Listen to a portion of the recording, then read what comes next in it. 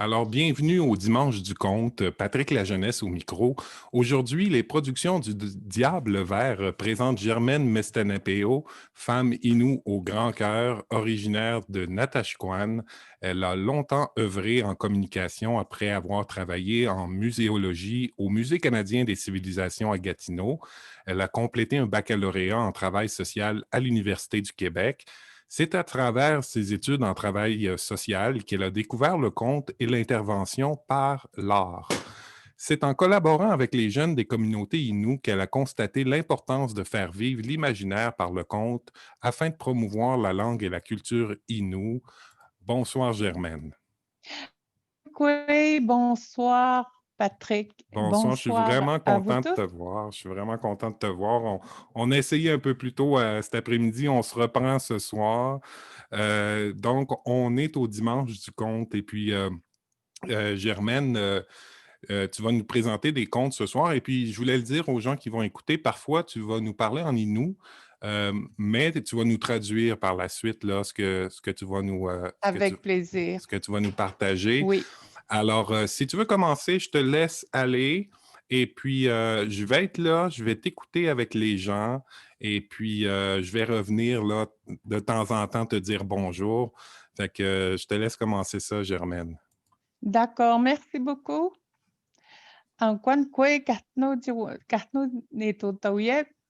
Je vous salue tous en ce dimanche soir des dimanches du euh, parce que la COVID est là, il faut se voir en écran. Ça nous protège. Et moi, je vais vous dire que je fais mes contes à partir de l'histoire de ma famille. Mes contes proviennent surtout de ma famille et aussi de, de, de la nation Innu. Hmm. C'est de l'héritage collectif, si je peux dire. Et pour nous, en Natashquan, c'est sur Nitassinan. Et nous avons des lieux mythiques comme dans tous les lieux Hmm. de l'Amérique. Et ici, je vais en prendre 5 parce que c'est ceux-là qui sont les plus proches de nos Tashquan, là. Nos Tashquan qui veut dire le lieu où l'on chasse l'ours. Hmm. Et nos lieux mythiques sont habités par des animaux, nos animaux qu'on appelle les Hmm. animaux inuits, Hmm. comme l'ours, le caribou, le castor, l'homme inou, l'être humain. Et moi, je vais vous raconter les lieux mythiques. Le premier lieu que je vais raconter, c'est l'île Sainte-Hélène, le lieu où l'on se rassemble le 21 juin à la lumière. Et nous avons cette île grâce à la Terre, hein, parce que cette île, autrefois, ma mère me racontait un archipel. Maintenant, il n'y a qu'une île. C'est pour ça qu'on appelle Menishtukurkat. Menishtukurkat, ça veut dire c'est le lieu des îles. Et maintenant, il en reste une. Et sur cette île, Menishtukurkat, il y avait une célèbre bataille entre deux chamans.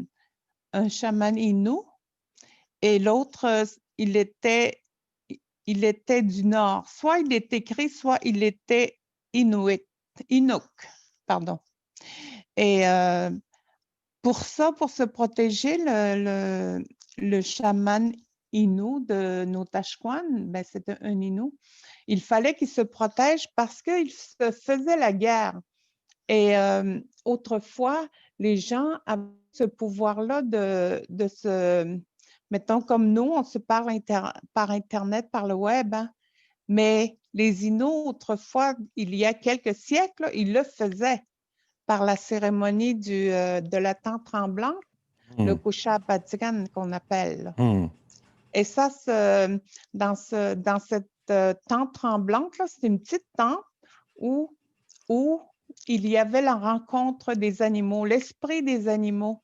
Et celui qui traduisait, qui s'appelait Mishtapeo, c'est lui qui en relation avec l'être humain qui pouvait parler Innu et avec le langage des animaux. Et c'est lui qui traduisait tout. Et en même temps, ben ça, c'est à cette époque-là, lorsque les deux chamans ont combattu pour leur propre survie, chacun sa survie, eh bien, ça se faisait aussi à l'intérieur de la tente tremblante. Et lorsqu'il y a eu la bataille, ça se passait en printemps, il y avait encore la neige. C'est ce que nous racontent les aînés.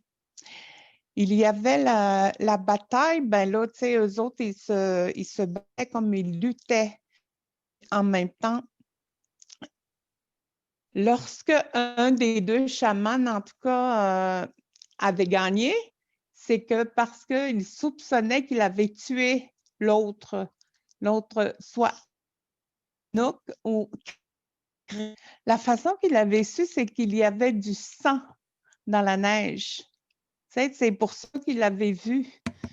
Qu'il l'avait tué, là, puis parce que lui, ce chaman-là, qui était harcelé par, en tout cas par l'autre chaman, là, parce que je pense qu'ils étaient en train de se disputer un pouvoir. Ce pouvoir-là, c'était parce que les aînés nous disent qu'il y a dans ce pouvoir-là, il y a le pouvoir du bien et le pouvoir du mal. Et il faut se protéger de tout ça. Et c'est pour ça, sur cette île, en tout cas, que nous avons en tout cas, sur Nitassinan, proche de notre communauté qui s'appelle Menestokoukat.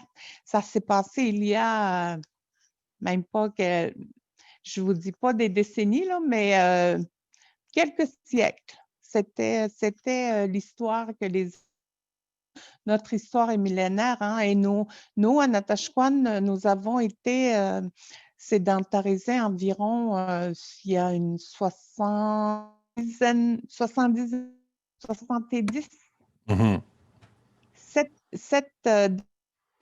environ. Ça fait pas longtemps, là. Puis, mettons que dans la nous, c'est très jeune. Nous sommes des jeunes sédentarisés, si on peut dire, là. Et nos aînés sont presque tous partis, les très vieux, ceux qui avaient le pouvoir et qui savaient. Et ça, c'est une des lieux mythiques. L'autre lieu mythique, ça se trouve sur la grande rivière Natashquan. Puis, mais ici, on peut aussi aller en camion.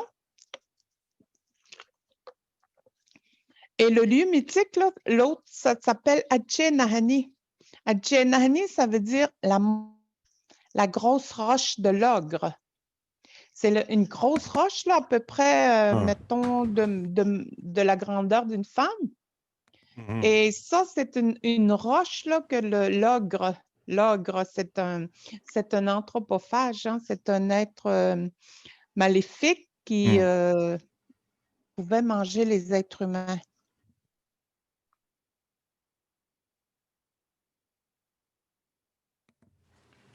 Est-ce que tu es toujours là, Germaine?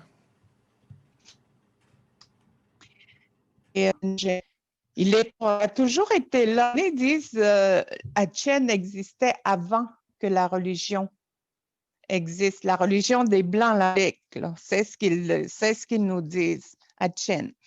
Et les Inuits de Natashquan et tous les Inuits qui passaient par là, c'est à peu près, si on va en avion, pas en avion, mais en camion, c'est à peu près 1 heure et demie.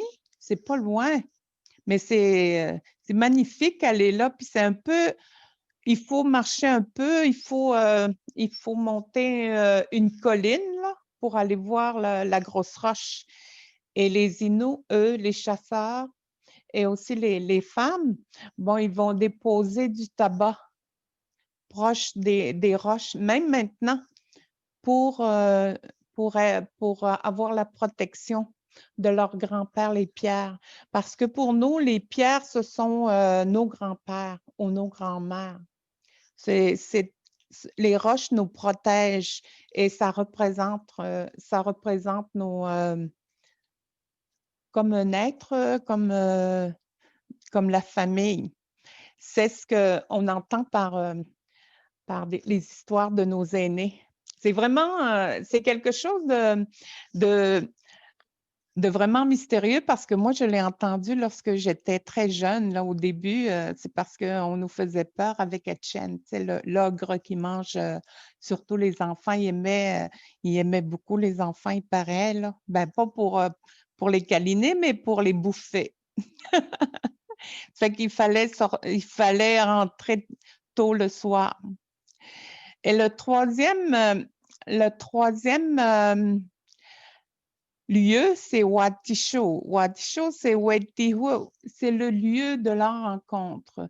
Ça se trouve entre Aguanish, c'est un village qui est situé proche de Natashquan, et Bejuanbits, qui se trouve à côté de Havre-Saint-Pierre. Wetihu, ça signifie le lieu de la rencontre. Et Wetihu, c'est le lieu où l'ogre a rencontré les Inuits. Pas pour les saluer, mais aussi pour les bouffer. Et les Inuits racontent que c'était la place où ils se souviennent d'avoir rencontré leurs ancêtres.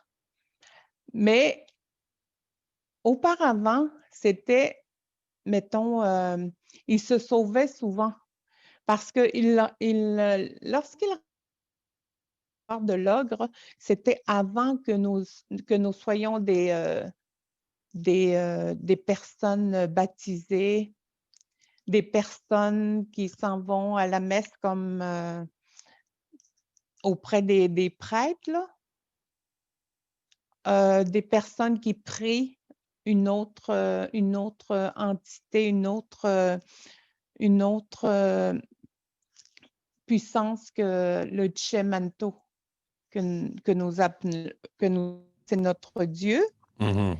Et nous n'avions pas qu'un Dieu dans nos croyances. Nous sommes de croyances animistes. Les croyances animistes, ça signifie que nous croyons aux esprits de la nature. Nous croyons aux esprits de la roche, évidemment. Nous croyons aux esprits de l'eau. Nous croyons aux esprits de la glace, des icebergs. Toutes ces entités que nous appelons qui appartiennent à la nature, pour nous, ils sont vivants. Les arbres sont vivants. Les arbres se parlent, nous parlent. Tout ça est vivant comme nous. Ils ont des émotions. Parce que lorsque les Jésuites nous ont découverts, en tout cas, lorsqu'ils pensaient qu'ils nous avaient découverts, bon, eux autres, au début, ils se doutaient si nous avions une âme. Hein. Ça a pris des siècles avant qu'ils se disent, les Indiens, entre parenthèses, ont une âme. Mais nous savions que la nature avait une âme là, avant même qu'eux autres disent que ça fait longtemps, là, que ça fait des milliers d'années. Les animaux, évidemment, parce qu'on pouvait communiquer, parce qu'il y a des histoires, les Inuits, nos aînés racontent que nous étions mariés avec les animaux. On pouvait se marier avec, on pouvait se convertir et se transformer, mettons, en femelle caribou ou en femelle ours, parce que nous avions ce pouvoir-là de s'unir avec les animaux, avec les baleines, avec les oiseaux, avec tout ce qui pouvait être vivant. C'est ce que nous avions comme pouvoir. Et ça, c'était... Et aussi, les Inuits racontent aussi que les aînés et les chamans pouvaient avoir ce pouvoir-là aussi de se transformer, comme mon grand-père, mon arrière-grand-père, c'est-à-dire le mari de mon arrière-grand-mère. Lui, il avait le pouvoir de voler. Puis il pouvait survoler des territoires, mettons, comme faire une course, là, mettons, la distance entre Arc-Saint-Pierre et Natashquan, c'est à peu près 250 à peu près de kilomètres, là. Peut-être que je me trompe, mais c'était environ, mettons, comme 200, ils pouvaient le faire aller-retour dans la même journée. C'est comme si on partait en voiture ou en avion.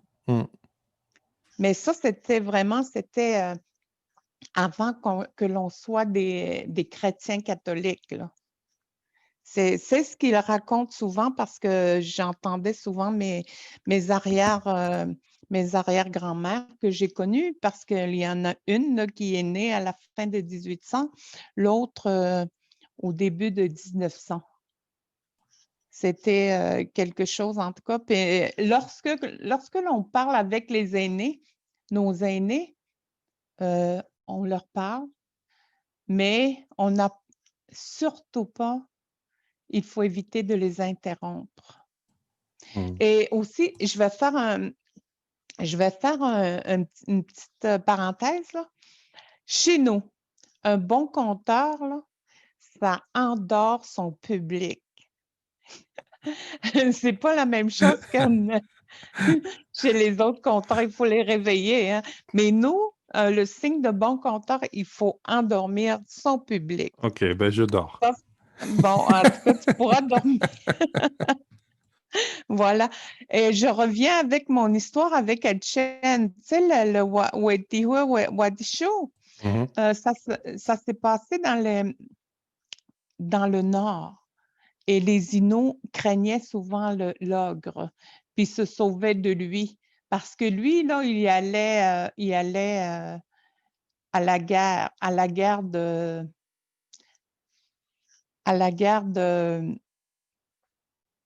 des Inuits. Et ils se sauvaient. Et puis au printemps, ben là, ils se sont dit, bon, ben il faudra qu'on aille sur la côte près d'une rivière, puis ils sont partis dans le coin de Bidjouan-Bits. Et là, mais là, il y avait une grosse montagne. Tu sais, il y avait une grosse montagne dans le nord, puis là, lui, l'ogre, il paraît qu'il attendait les Inuits qui arrivent du territoire de chasse de Nojimé. Puis il s'est installé sur une grosse montagne avec ses groches pour pouvoir tirer sur les canaux, pour pouvoir les capturer facilement. Et là, les Inuits, en tout cas, leur stratégie, c'était, le chaman leur a dit, bon, ils ont fait un grand conseil, le chaman leur a dit, bon, on va essayer de passer lorsqu'il va faire nuit, et lui, il a pris son tambour, il a pris son tambour, puis c'était pour endormir le chaman.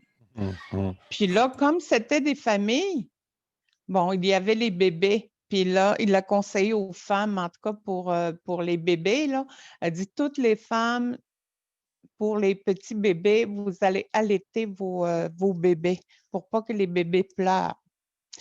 Et il y avait évidemment les chiens de chasse, là. Puis là, ils leur ont dit aux chasseurs, ben, mettez-leur un masque, car tenez peut-être, c'était une autre. On va leur couvrir la gueule. C'est comme on fait maintenant durant le COVID, là. Ben, ils ont couvert la gueule des chiens pour pas que les chiens jappent parce qu'ils allaient le sentir. Et puis il fallait qu'ils rament, mais qu'ils rament aussi très en silence, comme toujours, hein. Chez les Inuits, là, il faut souvent faut pas faire de bruit en forêt. Ça, c'est capital. Et ils ont réussi. Ils ont réussi à se sauver, puis durant la nuit, le chaman a endormi l'ogre et ils ont réussi à se rendre dans le bout de Bedouin-Bits. Rendu au bout de Bedouin-Bits, mais c'est là qu'ils ont fait leur campement de printemps à Wadisho, à Wetihu. Et là, lorsque l'ogre s'est aperçu qu'il a manqué son lunch, là, la famille des Inuits, je ne sais pas, il y avait 2-3 familles. Et lui, pas le chaman, l'ogre, il était vraiment furieux. Puis là, il est parti et vraiment, il les a rencontrés là, au bord de la mer. Au bord de la mer, puis là, les Inuits l'ont combattu. Je ne sais pas, avec le moyen, avec les arcs, les flèches, avec les roches, avec les slingshots et tout, leurs haches, leurs tomahawks, en tout cas, tout ce qu'ils pouvaient. Et puis, grâce à tout ça, là, à la bataille communautaire, ils ont réussi à le capturer et à le tuer. Mais là, qu'est-ce qu'on fait du corps de cet ogre? Puis on dit, est-ce qu'on va le suspendre comme on fait pour nos morts? On va le suspendre à l'arbre? Les Inuits ont dit, il a certainement du pouvoir, il va se réveiller, il va ressusciter. On ne peut pas. À moins qu'on le jette dans le fin fond de la mer au large. Les Inuits ont dit, il peut se transformer en monstre marin. On n'ose pas. Et là, est-ce qu'on l'enterre? Là, on l'enterre. Lui, il peut aussi quand même en tout cas, se patauger dans la terre et revenir, ressusciter. Bon, la seule option qu'on est sûr qu'il est mort, c'est de le brûler. Fait qu'ils l'ont brûlé. Ils ont fait un grand feu, puis ils ont jeté l'ogre dans le feu. Fait qu'il paraît que ça sentait mauvais, puis que c'était vraiment sombre. Puis ça faisait, il y avait beaucoup de gris. C'était des cendres. Ça tombait, mais il paraît, en tout cas, qu'est-ce qu'on va devenir avec ça? Puis ça a commencé à bouger, puis c'est devenu des maringouins puis des mouches noires. Et maintenant, lorsque vous venez ici, vous serez accueillis l'été, vous serez accueillis par des maringouins et des mouches noires. Ça, c'était l'héritage de l'ogre. Ça, c'est à Wadisho. Et en même temps, je vais aussi vous dire que dans le même coin là, de Bedouin-Bits, il y a un lieu, pas juste un, mais à plusieurs endroits où il y a des humanoïdes. On les appelle les Memekwehwat, Memekwehi. Ce sont des humanoïdes qui ont le pouvoir de se transformer eux autres aussi. Ces humanoïdes vivent à l'intérieur de la terre, à l'intérieur des rochers. Leur porte se situe dans le flanc des montagnes et ces humanoïdes-là ont la peau comme brun vert. Et tu peux les apercevoir de profil, mais pas de face. C'est leur pouvoir transformer en homme, en belle femme, en aîné, en animal, en arbre, en rocher. Ils ont tout ce pouvoir-là et ils mangent des roches, de la roche aussi. Leur canot est fait avec leur canot est fait de roches aussi. Mais leurs canots ont le pouvoir de flotter et ils peuvent ouvrir leur maison, tu sais, dans les flancs des montagnes, là, puis se sauver à l'intérieur de ça. Je vais vous raconter que lorsque j'étais plus jeune, Hubert Reeves, l'astrophysicien, racontait quelque chose de similaire. Ça m'avait tellement intriguée. C'était, je pense, l'émission s'appelait Caméra 84 ou Caméra 87, mais c'était durant plusieurs années. Lui, il racontait qu'il y avait des humanoïdes dans les plus grosses montagnes du Québec. Il disait au Mont-Sainte-Anne, au Mont Offord, au Mont Saint-Hilaire, en tout cas dans les grands monts. Mais lui, il disait que les portes de ces humanoïdes se trouvaient au sommet de ces montagnes-là. Ça m'avait intriguée parce que mon grand-père, il racontait la même chose. C'était quelque chose que j'avais vraiment, ça m'avait fascinée. Et lui, mon grand-père, en tout cas, lui, il lisait pas le français. Il lisait que les Nouyamoun, là, la Bible en Innu et le livre de chant. Le livre de chant.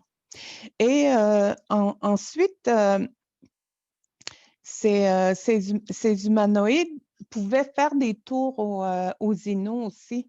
Puis il fallait aussi en tout cas, on devait se méfier d'eux parce qu'ils pouvaient nous tromper.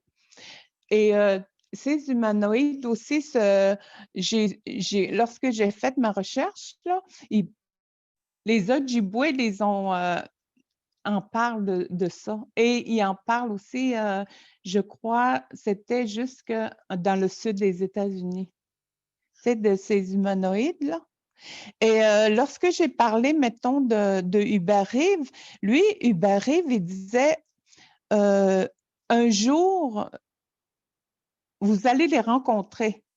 Puis lui, il disait à cette époque-là, c'était un jeune, là, dans les années 70, c'était un jeune un scientifique, il disait je risque ma réputation de scientifique pour vous dire ça. Moi, ça m'avait fascinée. J'ai dit, peut-être, en tout cas, s'il ne meurt pas trop vieux, là, peut-être je vais m'en apercevoir, tu sais, de ce genre de prophétie-là, si on peut dire. Lui, il disait, vous savez, lorsqu'on a fait des livres comme, c'est de la Terre à la Lune, 20 000 lieues sur les mers, le tour du monde en 80 jours et plusieurs qui se sont avérés prophétiques. Et lui, il disait, tu sais, le voyage au centre de la Terre, ça ne s'est jamais réalisé. Puis il disait, c'est un des seuls livres que Jules Verne a écrit n'a pas été réalisé. Moi, ça m'avait fasciné. Ça se peut, en tout cas, avec le COVID et tout ce qui se passe, c'est tellement... ça se peut qu'on puisse avoir des surprises comme ça.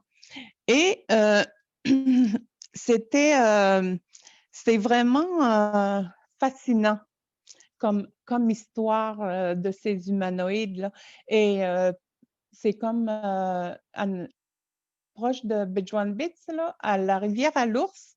Et la table, c'est un lieu où on peut les sentir, les humanoïdes, les Memekweshi. Et je vais finir mon conte là, par l'autre lieu mythique, c'est la Lune. Et la Lune, c'est où les chamans disaient qu'ils avaient déjà visité la Lune C'est avec Tshakapesh, là. Tshakapesh, c'est celui qui a libéré la lune, le soleil. Et l'animal qui l'a aidé, c'était la musaraigne. C'est une toute petite souris, avec une petite, un petit bec. C'est lui qui a détaché le collet pour libérer le soleil. Et là, grâce à cet petit animal-là, ben, la Terre tourne toujours. Et lui, la petite souris, la musaraigne, là, c'était l'animal qui a sauvé l'humanité. Parce qu'il y avait le jour et la nuit. Après, nous avons survécu depuis des millénaires. Nous sommes des êtres humains. Nous aussi, comme vous aussi, hein, vous êtes millénaires. Et il y a des prophéties que les aînés ont dit à propos de en 69, lorsque les Américains allunis sur la planète Lune, les aînés déjà dans les années, je pense, après la guerre, les aînés, ils ont dit, lorsque l'aigle pourra toucher le sol de la Lune, après, nous pourrons réentendre le son du tambour à travers la planète. Parce qu'à cette époque-là, dans les 50, 60, le droit des Amérindiens ont été toujours bafoués, n'est-ce pas? À cause de ce qui s'est passé aussi aux États-Unis avec AIM. Il y avait un regroupement de jeunes amérindiens, AIM, American Indian Movement. Et il y avait en même temps les Black Panthers là, pour le droit des Noirs. Et en même temps, les aînés, lorsqu'ils ont prophétisé cet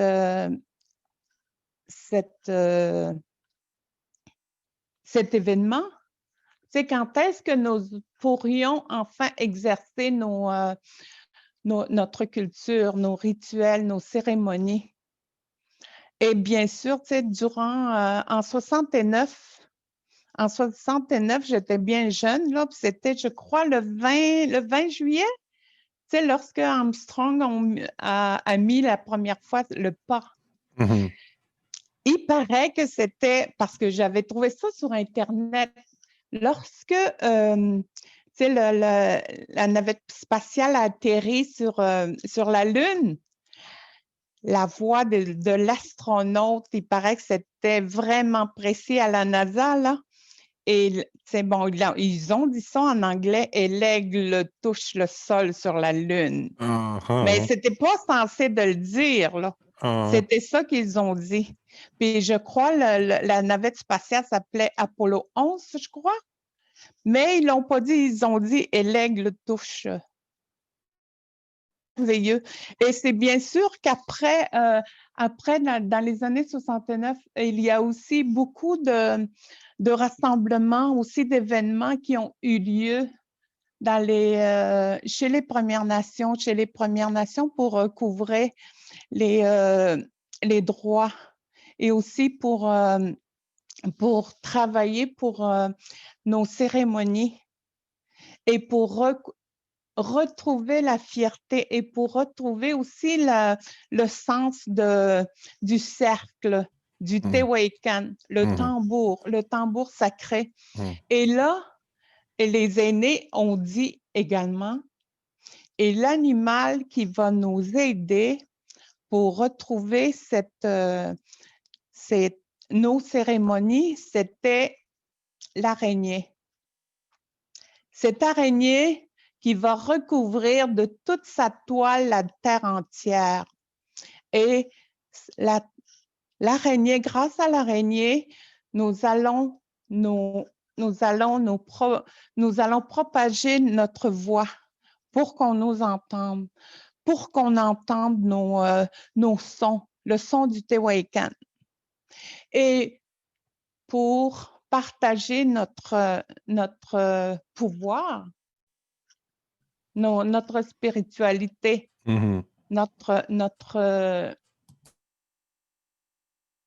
nos croyances animistes. Et vraiment, c'est ça qui s'est passé. Tu sais, l'araignée, c'est tout petit, là.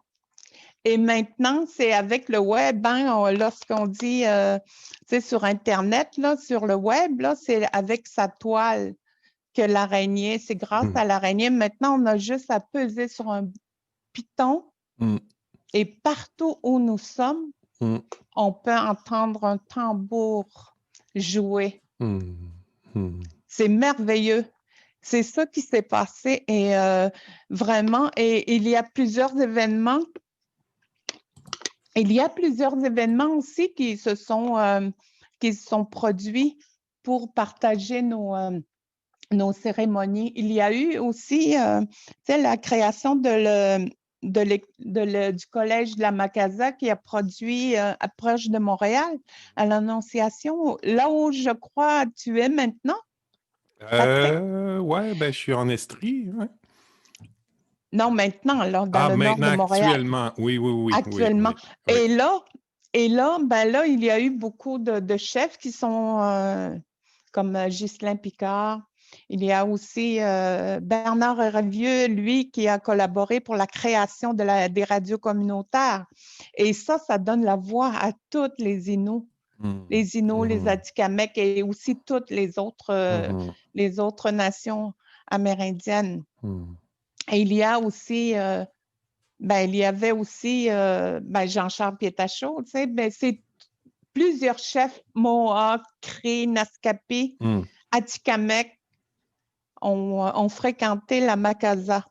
Et au fur et à mesure, dans les années 70, il y a eu du mouvement pour retrouver pour faire respecter nos droits. Il y a en 85 là, la création du festival Innu-Nagamu. Maintenant, je crois, ça fait 36 ans. Ouais. C'est grâce à Florent Volant, son frère Réginald, qui est décédé maintenant. Plusieurs artistes sont nés de là.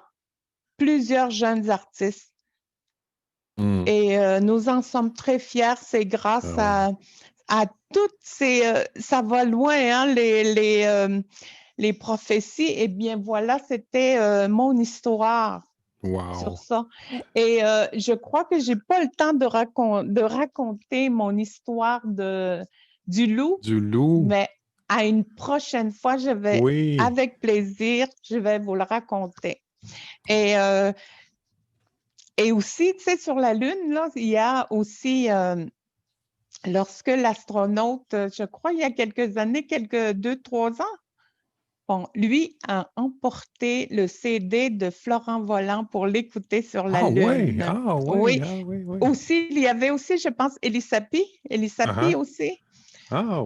Oui, puis on les a, pas moi, là, mais l'astronaute, là, je ne m'en rappelle pas, là, mais ça fait dernièrement que j'ai vu ça dans l'actualité. Ils ont écouté des Inuits. Et entendu aussi le chant des Inuits grâce à Elisapi qui est Inuk. Pour finir, je vais vous chanter une petite chanson. C'est pas une chanson, c'est un chant de Noël. Un chant de Noël huron, un chant de Noël huron que mon grand-père chantait. Alors, je vais vous chanter. Je vais vous chanter ça ainsi. J'espère que je ne me tromperai pas. Mais mon professeur est là, ma mère.